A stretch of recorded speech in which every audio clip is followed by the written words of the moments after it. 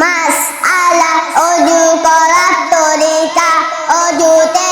নিয়ত করা সুন্নাত, বিসমিল্লাহ করা সুন্নাত, দোনো হাতের কবজি সহ তিনবার দোয়া সুন্নাত, তিনবার মাসওয়াক করা সুন্নাত, তিনবার কুলি করা সুন্নাত, তিনবার নাকে পানি দেওয়া সুন্নাত, সমস্ত মুখ তিনবার ধোয়া সুন্নাত,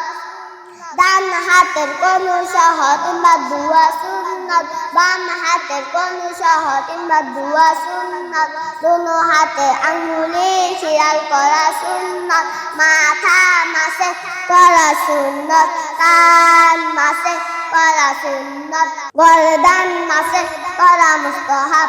ডান পায়ে টাকনু সহ তিনবার ধোয়া সুন্নাত, বাম পায়ে টাকনু সহ তিনবার ধোয়া সুন্নাত, দোনো পায়ে আঙ্গুলে শিরাল করা সুন্নাত। আসসালামু